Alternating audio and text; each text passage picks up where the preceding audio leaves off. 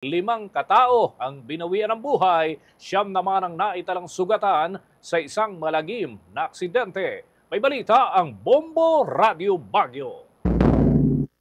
Nasawi ang 5 individual habang 9 ang sugatan sa isang aksidenteng naganap sa poblasyon sa Danga Mountain Province pasado alas 9 kagabi. Kinilala ang mga nasawi na sina Vance Quinto Hernandez Jr., driver at residente ng San Pablo, Laguna, Gerardo Navarro ng Zamboanga, Veronica Hipolito ng South Cotabato, J. Nino Bilando ng Tanza, Cavite at isang minor de edad na mula sa Maynila. 4 sa kanila ang idineklarang dead on the spot habang si Bilando ay dead on arrival sa ospital ayon sa attending physician.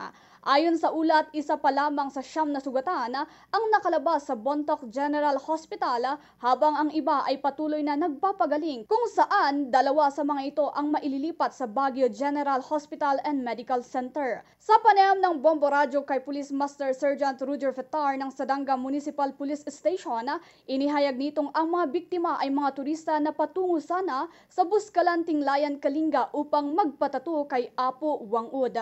Nagsimula umano silang bumiyahe mula Pasay City pasado alas 10 ng umaga kahapon. Batay sa impormasyon, nerentahan ng mga pasahero ang Nissan van mula sa isang travel and tours na inorganisa ng isang coordinator. Gayunpaman, nilinaw ni Fetar na hindi pa tiyak ang sanhi ng aksidente dahil kasalukuyang nakakonfine pa ang mga pasahero na maaaring magbigay ng salaysaya. Wala po tayong concrete na cause of incident or accident kasi yung mga passenger po nasa hospital pa lang, hindi pa makapagsalita. Inaantay pa natin yung ibang passenger or yung mga biktima na may interview.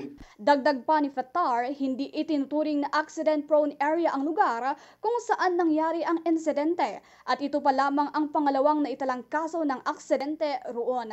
Sa ngayon, nasa morgue pa rin ang mga labi ng mga nasawi at nakikipag-ugnayan na ang mga otoridad sa kanilang mga kaanak.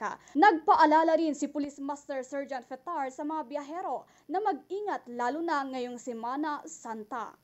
Lagi po tayong mag-ingat, lagi pong i-check natin yung sasakyan bago tayo umalis sa bahay or bago tayo magbiyahe. Sabi nga po ng Highway Patrol Group, yung blow baggage, lagi po natin i-check yung sasakyan.